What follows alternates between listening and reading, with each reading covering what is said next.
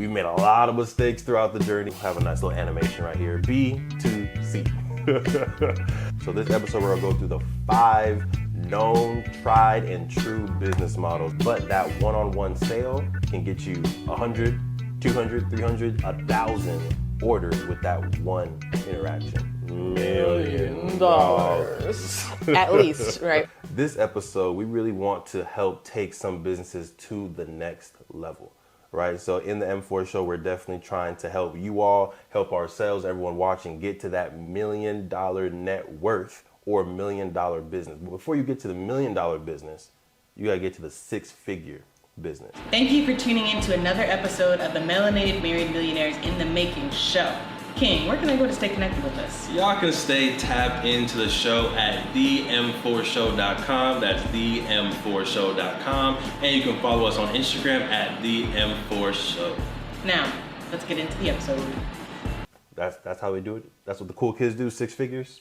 That's what I'm doing. Yeah. And So, yes. she's cool at times. 6 figures.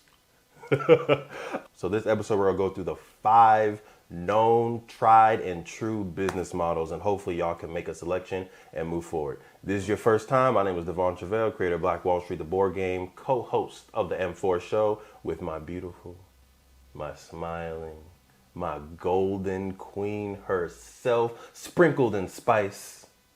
Please introduce yourself. Hello, my name is Sinclair, aka the Health Nerd, and co-host of the M4 show, director of operations and logistics for Play Black Wall Street, real estate investor. Ooh.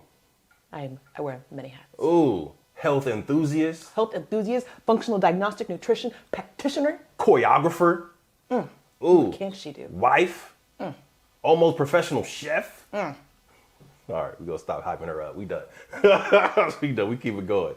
But short intro, just so y'all know, we're not just 2 random people talking about business. So we started our first business right after graduating from college in 2016. It was called True Health Forever. At that time, we had 4 pillars of health: social health, physical health, economic health, and spiritual health. And our first product that we created was Black Wall Street, the board game, to support, boom, right there, thank you, Queen, to support the economic health of our community. We've made a lot of mistakes throughout the journey, the first of which being the branding misalignment of True Health Forever and Black Wall Street, the board game. We've since changed the branding to Play Black Wall Street. We've since changed business models, and doing those small changes, we've been able to grow a 6-figure business. So what we want to do is kind of go through the different business models, the pros and cons of each business model, and talk through these lessons to help you get to a 6-figure and eventually 7-figure business. Queen, are you ready? I am ready. And just so y'all can understand why this is a really important thing to talk about, because I think and we think that switch from business models is the reason why we were able to make a 6-figure business relatively quickly. Like that switch, the next year, business boomed. So stick around, definitely learn from us and our mistakes, but also just our journey, right? And our evolution, because choosing the right business model, or even the evolution of your business models, because it's not always about right or wrong, it's what's right for you at the time and how you make that shift. So definitely excited to get into it. Now, hopping into it, Queen. 5 business models, all right? We're gonna start off, they're in no particular order. None of these are inherently the best, although I have a favorite. You have a favorite? We have favorites, but any of these can work. Number 1 is a business to customer model. B2C. B2C, all right? We'll have a nice little animation right here. B2C. That is where you as a business, your primary customer are other individual customers or individual people or even families, right? So you're going to the Black Coffee Company, perfect example. You go to blackcoffeecompany.com, again, not a sponsor, but we love y'all. And you are a customer going on that website, purchasing their coffee, they send it to you, business to customer. Playblackwallstreet.com. You go to playblackwallstreet.com, you get yourself a game, some flashcards, a book, some t-shirts, business to customer. Benefit of business to customer, I think it's direct to consumer. You can get that feedback right away from them. You know who you're serving. You can see all their names, right? You know exactly who's ordering your games or who's ordering your coffee. A potential downside, right? Potential downside, there's pros and cons to everything. Everything has two coins or two sides to a coin, is scalability. Yeah. Can be difficult, right? If every time you're selling a board game, it's to one family, it's to one person, that's a lot of effort for that one customer over time. So it can be difficult to scale that to 6 figures, depending on what your product or service is. Go ahead, Queen. Anything you want to? Yeah, and I think it is, like you said, depending on your product or service, right? If you're selling one thing, but it costs $1,000, then that marketing or that effort you're putting in, I think will pay off a little bit more versus, we're selling a $40 board game or a $10 book. So all of the marketing and effort to make one $10 sale or one $40 sale, the scalability is definitely a factor. But you do get to see that direct feedback, right? It is nice when we're tabling. That's kind of, I think, in my opinion, the most B2C interactions that we have, because we're there as a vendor, at these different events, and we're selling directly to these people and literally handing it to them, right? Again, business to customer, and being able to see I'm so excited to play this, right? So it is very nice to be able to see the impact, see the excitement from the customer.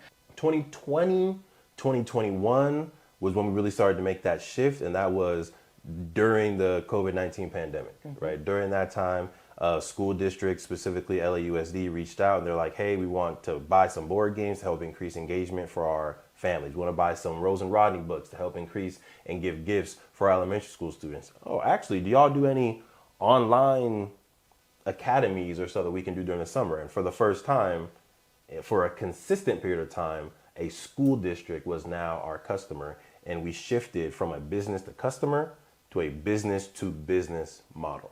All right. So in a business to business model, your primary customer is another business, organization, school, association, fraternity, sorority. Like, you're doing business with the entire organization. And a pro there is it's still a semi one-on-one relationship with the economic decision maker, right? With the person who's making the purchase. The procurement office is still that one-to-one engagement, but that one-on-one sale can get you 100, 200, 300, 1,000 orders with that one interaction. So the scalability for us, crazy, right? Exponential scalability. However, I think one downside that I'll talk about, and I know, Queen, you have a different one, is you don't get that direct customer feedback. Right. So we might sell 400 games to a school district, but then the games are just sent out. We just have one interaction. We don't get to see each person enjoy that game. We don't get to meet those 400 people. We don't know those 400 people's name, email, where they live. Like, we don't get that data as a company to be able to retarget them. So plus is you get sales a little bit quicker with the same amount of effort. Downside is you get a little bit less data and interaction with your community. But the Queen's on the other side of things. Go ahead. Yes. So being the kind of logistics person and operations person in the background, I will say the biggest pro is the, what is the word I'm looking for? Price margin. Thank you. Yeah, I sent that to you. Thank you very much. We're in the future and we're ortho-telepathic. Ortho-telepathic. What he said. Yep. So, right, with this one business transaction, right, us to a school district or to an organization, whether we're selling a service, whether we're selling our program, or whether we're selling multiple board games, we've now gone from, a $40, $10 transaction to $1,000, right, depending on what the service or product is. So that's nice because, yes, you're putting in a lot of work, but the reward when you get that check is like, whew, okay, that was all worth it, right?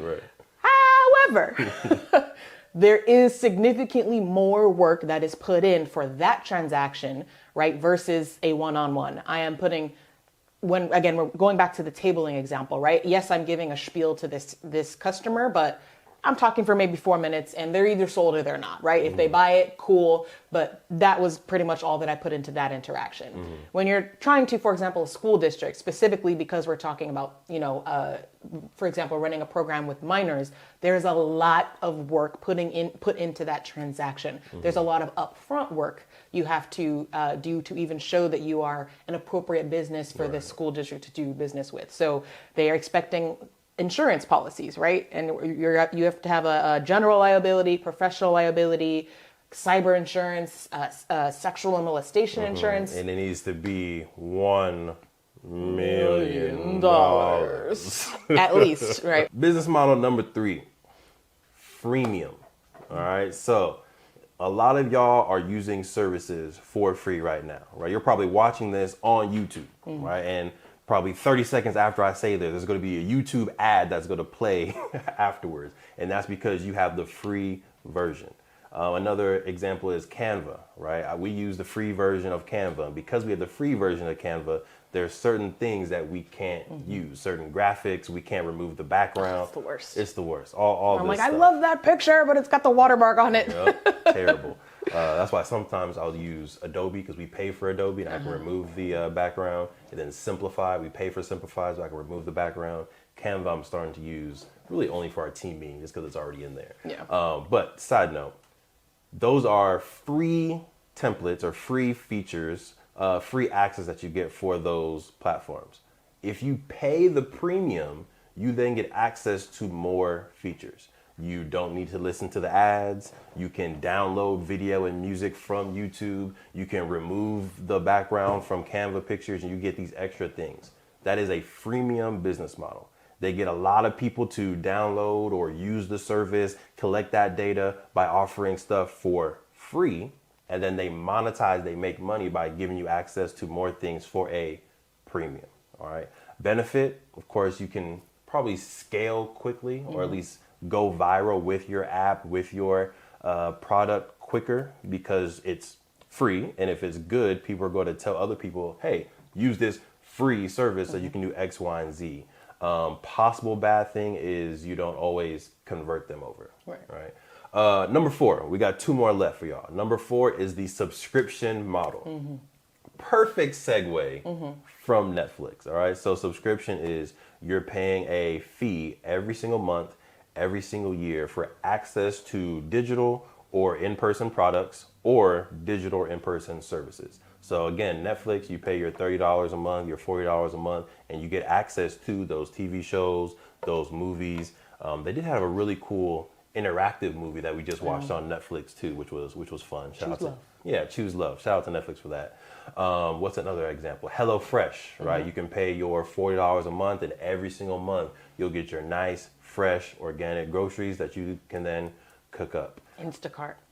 DoorDash. I am a fan of Instacart, let me tell you. Yeah, Sticky. Sticky icky. Oh, goodness. But that's a really good business model if you want to get consistent cash flow from your audience and from your customers. A potential downside to that is if people aren't using the service, they're going to cancel it, right? So you need to make sure your service is as sticky as possible, as valuable as possible, and is ingrained into that person's lifestyle. But 5th and final one, drum roll please. Bow, user generated. All right. So this is a business model where the value of your product, the value of your service comes from the community and the users themselves. One really great benefit from this is you just need to create the platform. Right. You need to create the environment. And if you create a good environment for people and you make it fun, you gamify it, it's going to have a higher virality rate, right? Virality? Virality. I say virality. You see virality? Because you say viral, but don't. I'll listen to her. Spelling Bee champion, 2000. False. No. Stop. But a higher virality rate if you have user generated. Yeah, I'm good. Thank you, Queen. Now the downside of it is, I don't say that might not be a downside. For me, it's not a personal brand thing. right? So I feel like for me, I like building brands that are built around people personally. So that's why user generated not going to be my go-to one. But the other downside is you need to make sure you have good rewards that make people want to actually add to your platform. Whether it's good rewards or they get value from it as well, there needs to be a reciprocation of value, which can be difficult for you. You also need to find a very good way to monetize. And sometimes it can take a while, and you see this a lot with startups like a Facebook, like an Instagram, like a Twitter. It takes them years to get enough people on the platform, enough attention on the platform to then finally be able to monetize that user-generated content. And for a lot of us startup folks, it can be difficult to put up all that upfront money for years before we get a return. Right. Queen, how do you feel about user-generated? I think it's an interesting business model. I think it's difficult. I think it's a very difficult model to make profitable.